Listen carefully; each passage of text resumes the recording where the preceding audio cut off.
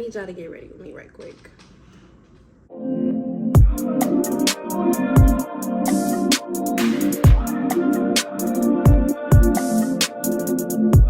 What's up, guys? My name is Kaija Rose. If you have not been to my channel before, welcome. If you have been to my channel before, welcome back. We're about to get ready, y'all. I don't know why I felt like putting on this little pink shirt today. I don't know why I felt like putting on this little pink shirt today. I am pretty much already dressed. The only thing that I need to do is fix my hair and do my makeup. And we gonna talk while I do it. So let's get into the video. I forgot something. Sorry. Honestly though, y'all, literally, the last get ready that I posted was actually kind of a while ago. And when I say I do not do any of that stuff anymore, I literally mean it. My get ready with me is so short. I don't really wear makeup anymore. My hair tends to be natural. This is my hair, guys. Literally all my hair.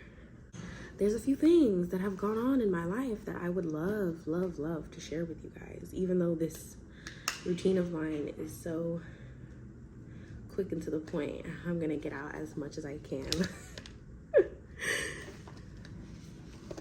So, most of my other social media platforms, I have talked about it. I have not talked about it on YouTube. I did share with YouTube that I found out I was pregnant. However, I did have a miscarriage. I had a miscarriage and it was a very long process. It was very much dragged out, and I'm not sure if it has to do, well, I know that it has to do with Texas and all of like the laws that they're putting into place that are supposed to be against abortion, but unfortunately they are making it hard for people who are actually having health issues such as a miscarriage. My first ultrasound went really well. However, the second ultrasound I had, they did not find any fetal activity, and they referred me, sorry guys, so loud. My second ultrasound appointment, they did not find any fetal activity and had to actually refer me to emergency.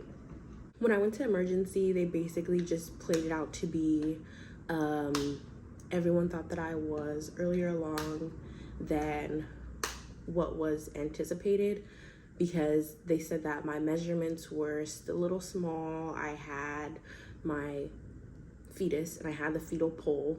There just was no heartbeat. So they wanted to give me a little bit more time. So that happened, and they told me to follow up again and see if in 2 weeks, if there was any fetal activity. Unfortunately, before I was even able to make it to that 2 weeks, I started to spot and went to the emergency room again. However, this time they sent me home. They said that since I was spotting, that everything would naturally dispose. They said that it would be like a light period and nothing more. They said, oh, you won't see anything. They just made it into be like, everything's gonna be okay. Your body's already started the process. You know, this is just what it is. And at this point, they did deem it as a miscarriage because I had the spotting that was happening. So, going on, I had spotting for a few days after that, and honestly, I just thought that that was what it was. I thought it was completely done. I went back to my normal activities, and that was that. However, 2 weeks later, me and my fiance were in bed and we were just talking. We were having a normal conversation, and I noticed that I had a feeling of leakage going on. So I'm like, okay. I went to the restroom. There was blood. I'm like, okay, you know, either this is a period or we're just finally getting to expel more things that were supposed to be coming out. I need to start getting ready. I'm sitting here running my mouth, chatting it up with y'all. I went ahead and put on like a sanitary napkin and just went on about my day. However, going into this week, and at this point, we're in the 3rd week of January. So this week was probably the worst week of it all. This day was okay, but going into the week, like I have class. I go to class on Tuesday and Thursday. When I went to class on Tuesday, I literally had to come home because TMI, I had bled through all of my clothes. I had on literally underwear, pad, jeans, and I literally went through all of this and was still expelling clots. Now, after that had happened that day, I just slept a lot. I slept pretty much for the rest of the day and went into the next day. When I went into the next day, this is the day where things started to kick off and get really crazy. So I started to experience like some cramps that were abnormal, like cramps that would just make me pretty much stop in my tracks and not be able to move for a little bit. And they just started to get worse and worse as the day went on. Once it came to be around like nighttime, the pain at that point was unbearable. I could not walk at all. I was crying. I didn't know what was going on with my body. It was just like so much. It was so much. So we rushed to the emergency room and we're having to explain to them the whole story of everything that's going on. The doctors at this emergency room are not understanding why they hadn't medically intervened with my miscarriage before this point, because at this point I'm 3 months pregnant. So my body is trying to expel out content of a pregnancy worth of 3 months, which is, it's not little. It's not a little amount. It's a pretty decent amount. So they get me drugged up. They had an IV in me. So at this point, they're getting their IVs and fluids all into my body. And they go ahead and they do an ultrasound. At this point, they fully scratched out the actual like scan ultrasound, and they just went ahead and did the transvaginal ultrasound. But that's what they had been doing at my previous ultrasounds anyway, just so that they can get an accurate reading. At this appointment, they said that after they did the ultrasounds that most of what were in the contents of the pregnancy had been expelled out. And they said that the last thing to be expelled out was just looking like it needed to be, the last thing that needed to expel out was just a little bit more of the fetus, and my sac hadn't moved. So they went ahead and sent me home again and said that it seemed like everything was doing what it needed to do. And they did send me in some prescriptions for me to pick up, and it wasn't anything but ibuprofen. When I was in the emergency room, they had gave me a double dose of morphine and Tylenol and Zofran. So that was that. I went home. I literally just got straight in bed. I didn't want to do anything, obviously, because I had been given so many drugs. And when I woke up the next day, I felt pretty normal. I just kind of took things slow. I didn't really do anything that day, considering how much stress my body had been in the night before. So it was a pretty relaxing day. It was about 6 p.m. and we decided to go to make groceries at Costco. Now, the whole time we were in Costco, I was literally fine. This apartment is literally so loud, so loud. The whole time we were in Costco, I was completely fine. I was walking around, we were playing around like we typically do. I was laughing, you know, everything was just a-okay. Until we got in the car and we were driving home. And I had a familiar pain. And I'm just in my head like, this is exactly how it started last night. I'm getting so scared. I'm just like, not again. I didn't know if it was just that the morphine and everything was wearing off. I had been taking the Tylenol that they prescribed me, but that's not as strong as what it was that I had before. And these pains were like killer pains.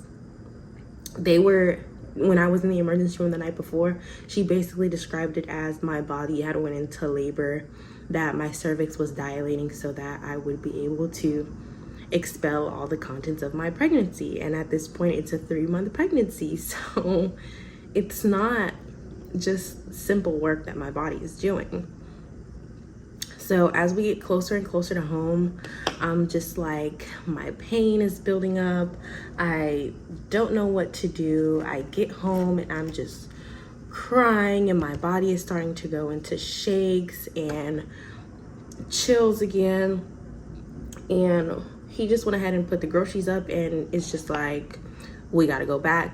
There's nothing else that we can do but go back and figure out, you know, like make sure that this is how it's supposed to be happening, because this is my first time being pregnant. This is his first time going through this. So we don't know if this is normal or if this is not normal. So we head back and literally the car ride there, my body is just like, my body is really working to get the contents of this pregnancy out, but it just seems like my body just really wanted to be pregnant.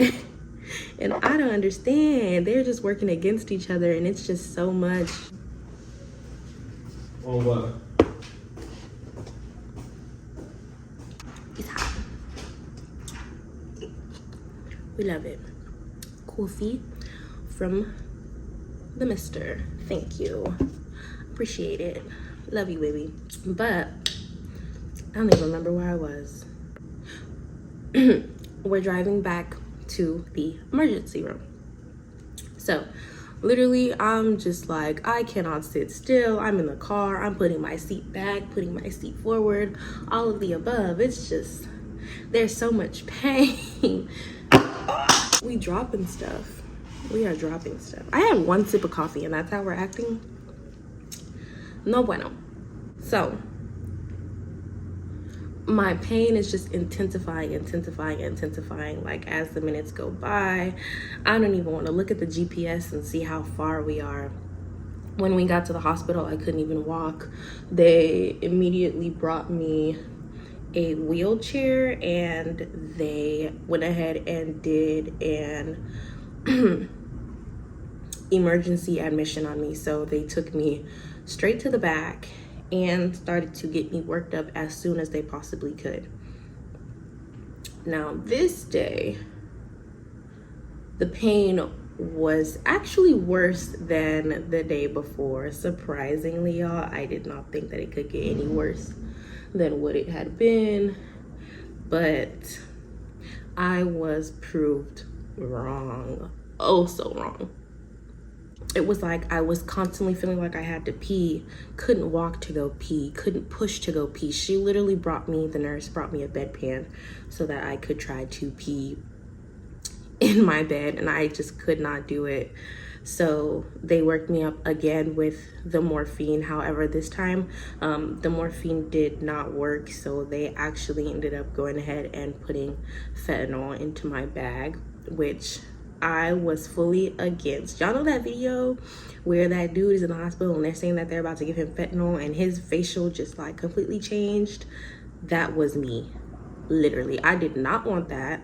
at all. I'm asking her, I'm like, what is that gonna do? How much are you giving me? Give me the littlest amount as you possibly can. I'm asking her, there's nothing else you can give me, like, besides that, anything but that. And she's like, this is probably the only thing that's gonna work at this point.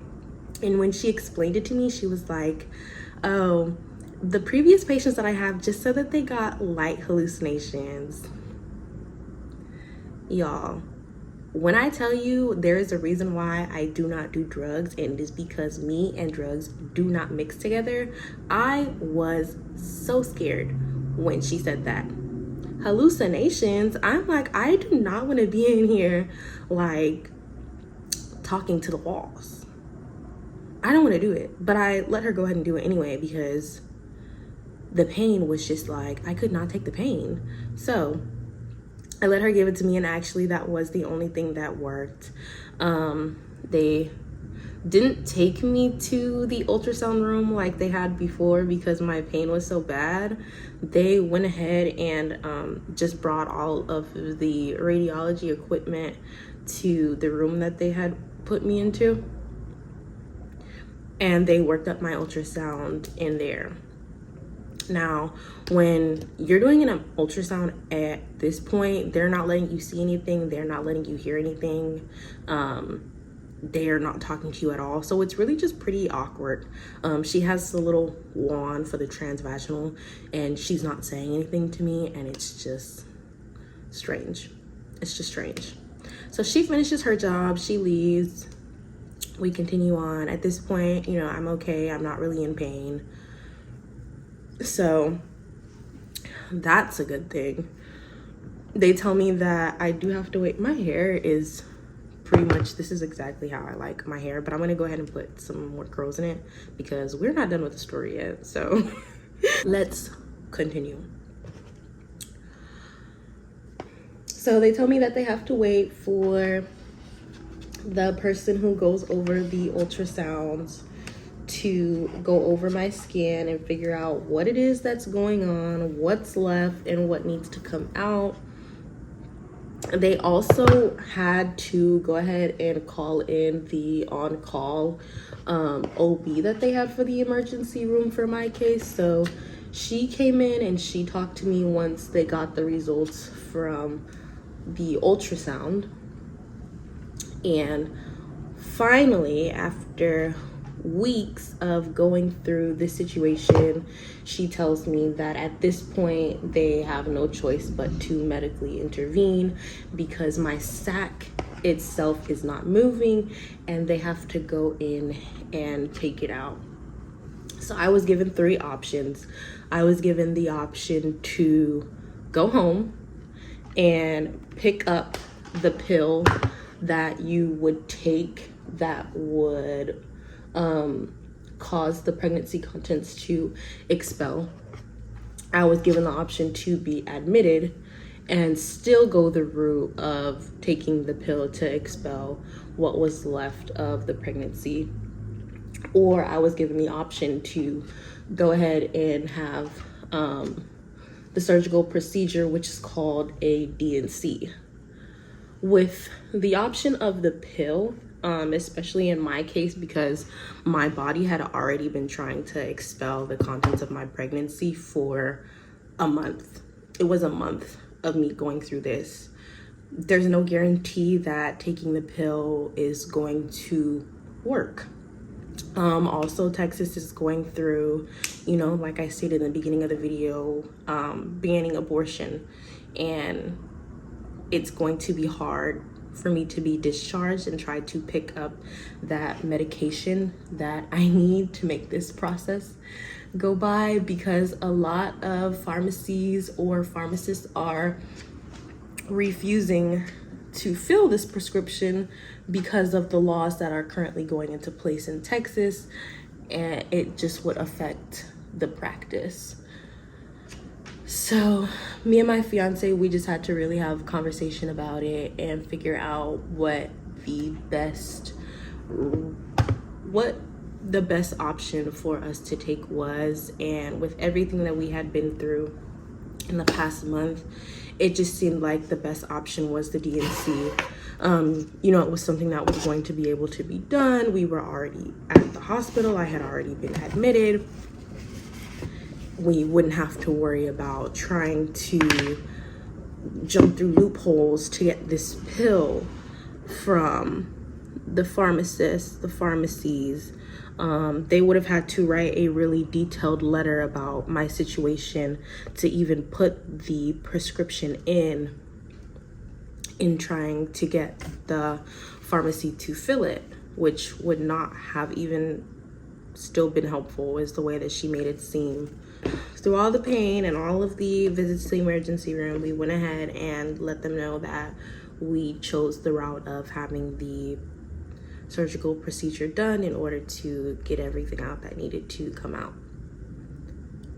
So they went ahead and got ready to transfer me over to an actual patient room and not just like the emergency room. I had to go through a whole different part of the hospital, and I did have to stay there overnight. They planned to have my surgery done in the morning, which was a lot.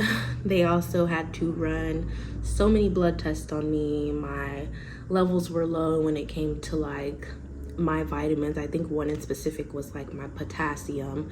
So I was having to get potassium fluids put into me, and then I had to take vitamins in order to get my potassium up for the surgery. And then I had to get blood work done again to make sure that everything was level and steady to be able to go into surgery. They were supposed to do my surgery at 8 a.m. They did come in and get me ready and prep me. However, I don't believe I even went into surgery until about 11, because I still had to meet with like the anesthesia team. They had to put me to sleep for the surgery, and I had to sign all these forms and all these things and go over the steps of my procedure. The procedure itself is only about an hour is what they said, and then I was in post-op for an hour, and then I was supposed to be in my room for no more than an hour. However, we didn't even end up leaving the hospital until late night. I guess they just wanted to watch me. They had me walk around the hospital, make sure that, you know, I was moving okay and everything like that. So yeah, it was honestly just a lot. The whole process was a lot, and I don't think that it made it really any easier with all of the things that Texas is currently implementing. And I didn't really ever think that anything like that would be something that would affect me. I didn't think that, you know, oh, banning abortion just means that you can't go to a hospital and say, I want to have an abortion, because that wasn't my case at all. We were planning to carry out full term of this pregnancy. It just didn't go that way. It wasn't in the cards for us at the time.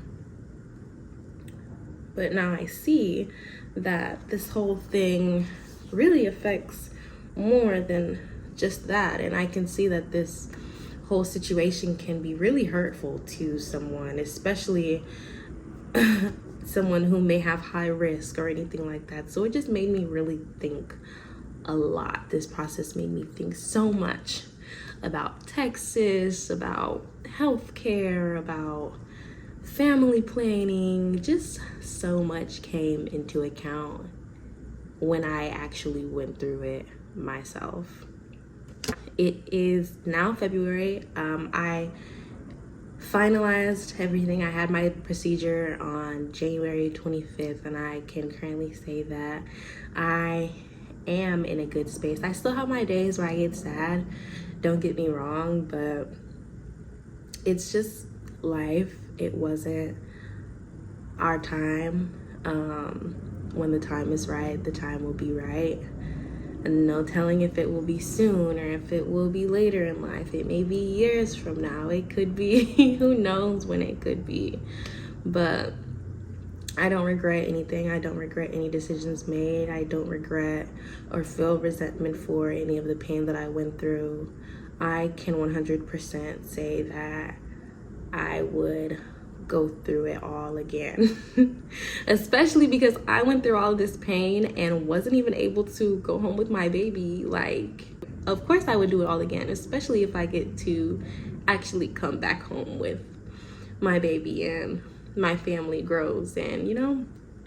So that is my miscarriage journey, story, whatever you want to call it. I don't know, but it is something that is very meaningful to me. This journey has definitely been one that I don't want to say that I needed, but it has helped me in a lot of ways to see things that I need to see.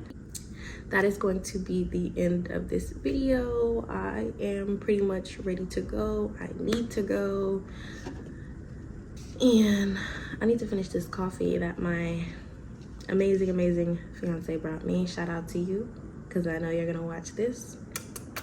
And shout out to everybody else watching. Make sure that you like, comment, and subscribe. Turn on my post notifications so that you do not miss my next upload, and I will see you in my next video. Bye.